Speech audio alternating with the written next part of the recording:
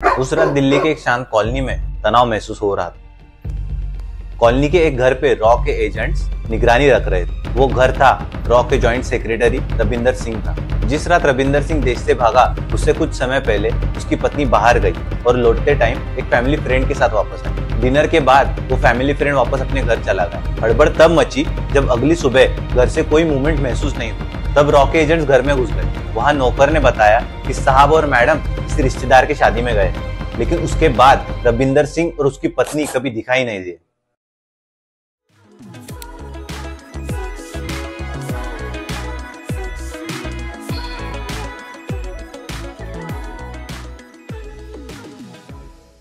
ये कहानी है वतन फरोश रविंदर सिंह की।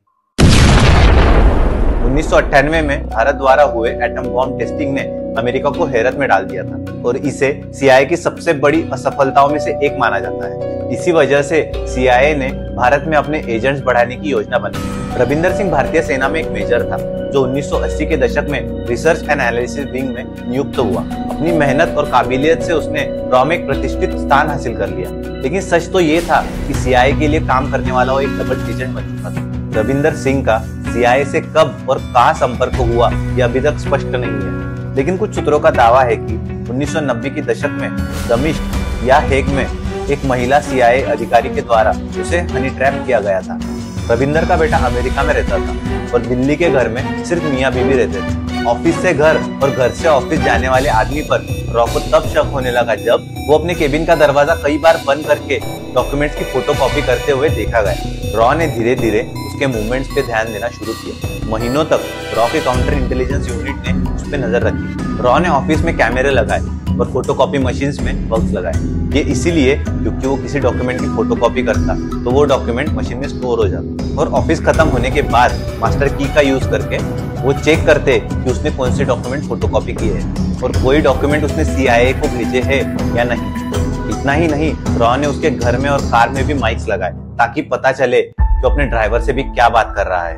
रॉ ने अपने एजेंट्स को सब्जी वाला या फिर कार क्लीनर के भेस में रविंदर सिंह के घर के आसपास पहरा देने के लिए बोला था। इतना सब कुछ करने के बाद भी रॉ को ये पता नहीं चल रहा था कि रविंदर सिंह सीआईए तक इतनी खुफिया जानकारी कैसे पहुंचा रहा है। रॉ ने ये जानने की बहुत कोशिश की कि वो डॉक्यूमेंट्स कैसे बेचता है, लेकिन जब उसके घर के अंदर कैमरे लगाए गए तब जाके राज खुला। सिंह टेक्नोलॉजी के मामले में कच्चा था, लेकिन सीआईए ने उसे अच्छे से ट्रेन किया था। उसका काम करने का तरीका बेहद साधारण था।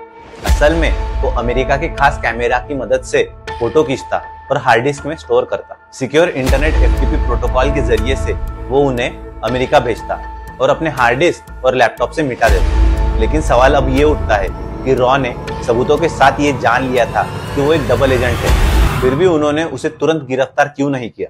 इसका जवाब है, रॉ ने सिंह के जरिए सीआईए को बेवकूफ बनाने की योजना बनाई थी। रॉ ने जानबूझकर इस्लामाबाद स्टेशन से अमेरिकी मिशन की गलत इंफॉर्मेशन रविंदर सिंह तक पहुंचाई। लेकिन ये प्लान सक्सेसफुल होता इससे पहले ही रविंदर को संदेह हो गया कि उस पर नजर रखी जा रही है। वो अभी भी रॉ का जॉइंट सेक्रेटरी था। इसी वजह से उसने रॉ के सिक्योरिटी टीम से अपने ऑफिस की जांच करवाई ताकि छुपे हुए बग्स का पता लगाया जा सके। भनक लगने के 2 हफ्ते बाद ही रविंदर और उसकी पत्नी परमिंदर सड़क मार्ग से नेपाल जा पहुंचे और नेपालगंज के होटल स्नेहा में रुके थे।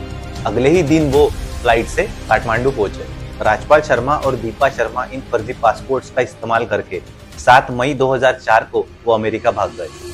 सवाल फिर भी उठता है कि रविंदर रॉ को उल्लू बनाने में सफल रहा या फिर पॉलिटिक्स की वजह से उसे भागने दिया गया, क्योंकि 7 मई को वो अमेरिका भागे और 14 और 15 मई को इलेक्शंस थे, जिसका मौजूदा सरकार पर गहरा असर होता।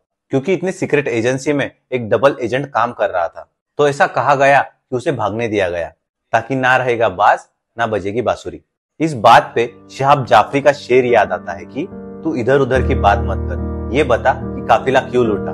हमें रहजनों से गिला नहीं, तेरी रहबरी का सवाल है। हालांकि अमेरिका में सीआईए ने उसका अच्छा स्वागत नहीं किया। जिंदगी के बचे 12 साल पैसों के मामले में वो जूझता रहा। सीआईए ने उसको अच्छे पेमेंट तब तक किए जब तक उसकी जरूरत थी।